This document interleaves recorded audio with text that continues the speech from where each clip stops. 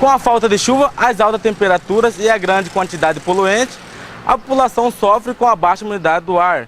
No entanto, há algumas medidas que podem ser tomadas para amenizar os efeitos do ar seco. Confira algumas dicas e o efeito da baixa umidade do ar com o Dr. Jorge. Bem, boa tarde. Primeiro, dizer que nesse tempo de baixa umidade do ar, o organismo das pessoas passa por mudanças, algumas fisiológicas ou mecanismos de adaptação que permitem às pessoas se desenvolverem em um meio mais hostil. Nesse caso, a baixa umidade do ar.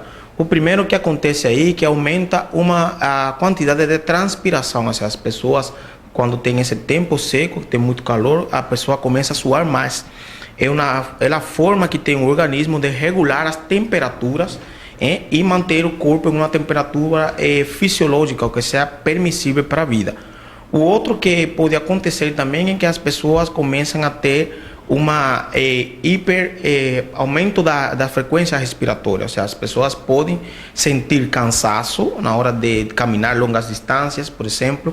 Em determinado momento do dia, em dependência da temperatura, pode ter aumento da frequência respiratória ou uma sensação de afogamento ou disneia, que isso pode se ver mais refletido naquelas pessoas que são alérgicas, aquelas pessoas que têm asma bronquial, ou aquelas pessoas que são mais idosas ou que têm alguma doença crônica.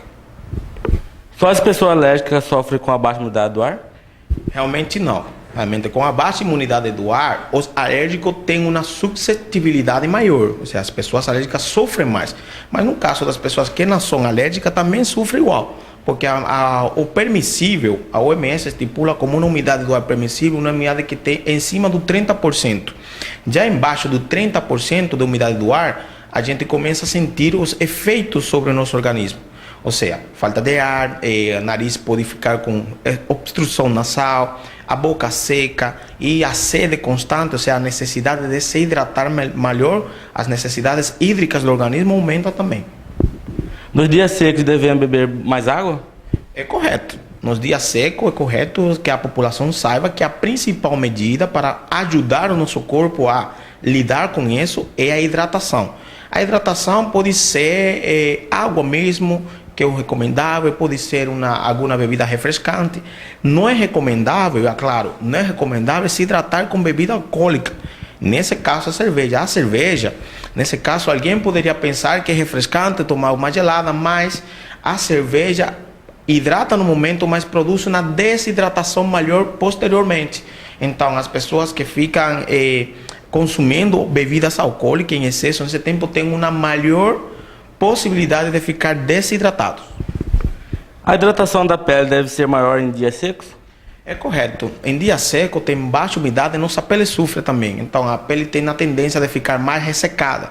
E é conveniente o uso também de bloqueadores solares apropriados, além de como cremes ou hidratantes corporais que possam umectar nossa pele para facilitar a transpiração também em um correto intercâmbio de nosso organismo. E como que ficam as dicas para quem pratica esporte? Para quem pratica esporte, o primeiro é usar também a roupa adequada, ou seja, uma roupa que permita livre transpiração, ou seja, permita suar. E o outro é hidratação antes da atividade física, durante a atividade física e a reposição hídrica depois da atividade física. Ou seja, você pode praticar esporte, pode praticar atividade física, mas tendo em conta também as necessidades, os requerimentos que o organismo vai ter em esse caso, porque a transpiração vai ser maior. Ou seja, transpiração sobreañadida por o meio ambiente, ou seja, a umidade baixa, e a que você coloca sobre a realizar atividades físicas aumenta. Ou seja, a hidratação é importante antes da atividade, durante e depois da atividade física esportiva. Essas foram as dicas que o Dr. Jorge passou para a população rosariense. O Kaique Rafael, para a TV Rosário.